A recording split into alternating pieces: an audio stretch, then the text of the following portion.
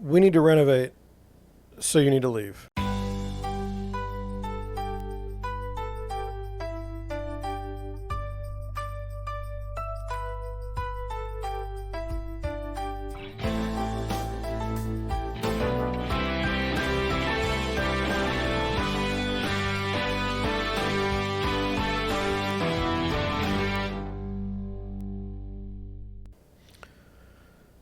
Good morning, everybody. I have an interesting story today about something called a renoviction, and it's out of British Columbia. Let's jump into the story and see what it's about. Okay, the headline says, Burnaby man fights renoviction after fake unsafe claim. So it says residential tenancy changes that will prevent renovictions and provide renters with more security and protection came into effect on July 1st. And this is a story about a fellow named Tony, and he believes that his landlord has been trying to push him out of his basement suite because the owner wants to make vague renovations. So my understanding is, in this place near Vancouver, if you want to get rid of somebody and evict them, as long as they're paying the rent, that's kind of difficult. But if you say that you need to renovate the place, then you can get rid of the person. Now, that's my understanding. I could be totally wrong. People from Burnaby and Vancouver, you go ahead and tell me that I'm wrong. So this article says that they want to get rid of him, and they won't even say what they want to renovate. And so I just thought that was kind of fascinating. The government says landlords will only be able to end tenancy in situations where that is the only way to do necessary repairs or upgrades. Tenants will have four months notice, no longer having to spend that time fighting the eviction. So previously some landlords issued notices to end tenancy for renovations when the work did not require units to be vacant. And then that's kind of funny. Not funny for the people that have to deal with it. But, oh goodness, it's fascinating to me the way people try to get out of doing things. So the landlord wants to get rid of you. We saw one landlord in the United States just set the houses on fire. That didn't go very well. He ended up in jail. So I don't recommend that. Now this in Canada, well, I want to get rid of my tenant, so I'll just say I need to get work done on it, and it's going to take too long, and then you're going to have to move out. So that's what I have. That's the story. Fellow doesn't want to leave his basement suite on a house built in 1990, and landlord says, "Hey, I gotta get some things fixed. You need to go," and he may or may not. We don't know, but it's kind of fascinating the way people treat other people. So, I have some thoughts. And the first one is that I need to switch over here, which I did. So, did you know, have you ever heard of the idea of a renoviction? I had not. I have never, it never would have crossed my mind, even as a property manager. I never ever thought about getting rid of someone, evicting someone through the fact that the home needed work.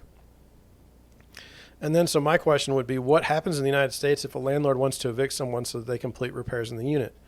Obviously, it depends on where you live, but this is the first I've heard of it. So what if there is a major, say there's a plumbing issue and it takes out, the kitchen and the bathroom, and there's mold and the person can't live there? Can you evict the person? Or are you just thinking they're going to move anyway? All their stuff's destroyed. That's why you have renter's insurance, but I've been in situations where the renter's insurance didn't cover the particular issue, and it doesn't go well. It's kind of a mess. So I just thought that was kind of interesting. And so another thing I was thinking is, with a moratorium on evictions in the United States, what will that do to the quality of rental housing going forward? Eviction was the legal process to remove someone who wasn't paying rent, in theory. Will desperate landlords consider the renoviction option? wishing for the unit to be beyond habitable so the tenants have to move out. So we know that people are we know that people are frustrated on the landlord side and on the tenant side. Tenants are frustrated with their landlords. Landlords are frustrated with the tenants. They're not paying rent. And so we know this, and we know there's a moratorium on evictions throughout the United States. Now, what's that going to do when the market frees up, or are we just going to have permanent, you can't evict somebody? I mean, it's going to be fascinating when they take it and go back to the way it used to be. As a landlord, you do not want to have to evict someone. It's costly and it's time consuming. You have to go to, most of the time you have to go to court. There's two different ways you do it. And you might not win, even if the person hasn't paid rent. I mean, it's not as cut and dried as you'd like it to be. And then, for tenants, I feel for tenants all the time. It's a terrible situation. But at the same time, there's no question that there's tenants out there right now that are just abusing the process. And, I don't know what's going to happen. I'm very interested to know. Like in St. Louis County right now, there's not that many rentals available to buy. So like a 4-family, I think I looked for somebody yesterday and there were like 6, and we're talking, pretty good numbers. So people are still buying them. People are still renting them out, but I don't know what's going to, part of that has to do with the interest rates. And if they change, then it'll be very fascinating to see what happens. And then I wanted to point out, it seems like as a complex society, it just seems that people will always find a way. It may not be right, it may not be ethical, but the individual always finds a way. In this case, renovictions, changing the locks on the doors, generally making the unit uninhabitable, is not right. It's bad. But it's at the same time, one should marvel at how society works through this lens of a landlord and tenant. Tenants do their own things that are annoying. How many times have you rented a unit and left before the last month's rent and just told them to take the security deposit? That happens all the time. What if you have a pet that just destroys the house and you have a pet deposit of like $500 and you've caused, $3,000 worth of damage? It happens on the tenant side, and on the landlord side, there's people that are slumlords. Let's just be honest. There's people that provide housing that is subpar, and they're just not good people. That's all there is to it.